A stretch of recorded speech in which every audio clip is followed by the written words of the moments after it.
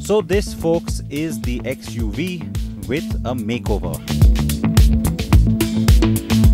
The new XUV 500 luckily looks new as well. You can see that it's a completely different face up front, and especially the way that the hood now rises on the two sides. It's got a nice muscle that's been added into it, almost like haunches right up front.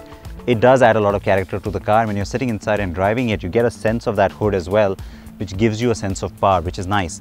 In front, now again, it can be argued that some of this has been overstyled, especially the housing for the fog lamp. Too much chrome perhaps, but the use of the black grille and the way that the headlamp cluster has now been finished with that integrated LED light in it is actually quite smartly done. Now that LED light, once again, is not daytime running. It's just a parking light element like the old XUV and also like the new Scorpio, which is kind of strange because you'd like that to be just a DRL.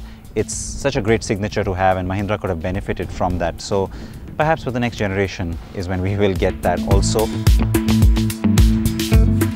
It is certainly a facelift in the cosmetic sense, but right up front, let me tell you the good news. It is also an upgrade on the mechanical side. The car had certain glaring chinks in its armor, which have been addressed for the most part anyway. Now, the car definitely drives better than before, and I mean that in terms of both the work that's been done on the suspension as well as on the engine itself, because on the suspension you do definitely have a better sense of a ride comfort, and the cornering, high-speed cornering, especially the way the vehicle maintains its stability now, the reduced roll, very evident as well. On the engine side, the smoothness of performance is, I think, what instantly hits you, and yes, again, it's a tangible change, so you get a sense of it as soon as you get into the car. And you know, especially when you're in higher gears and you're trying to sort of coast along and you want that little extra burst of power without downshifting, the car gives you that now. It does it in a nice linear fashion as well, which is very satisfying compared to what you had earlier. The vehicle's ESP, or Electronic Stability Program, that's supplied by Bosch, has been upgraded and now offers more precise cornering and better lane keeping capability at high speeds. The car also has brake energy regeneration that feeds power to the battery. The engine output numbers remain unchanged, so you still get 140 horses and 330 Nm of torque. Mileage though is up from 15 to 16 km per litre.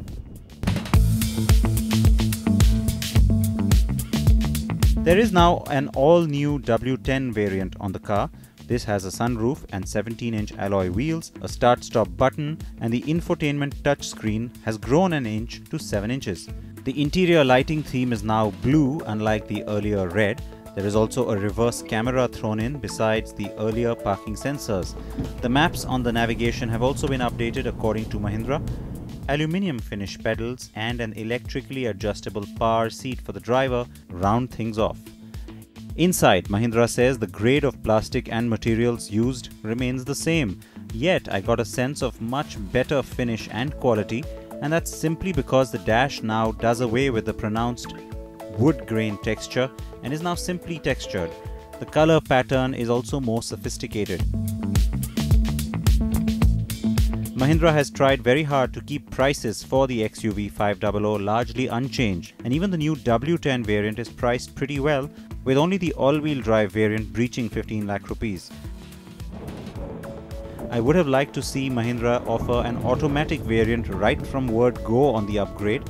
That is a miss, because there is potential there to capture a growing demand for an auto box in this space. But Mahindra engineers I spoke to promised me that a modern and capable automatic gearbox is coming our way very soon. I expect that variant to debut around the festive season.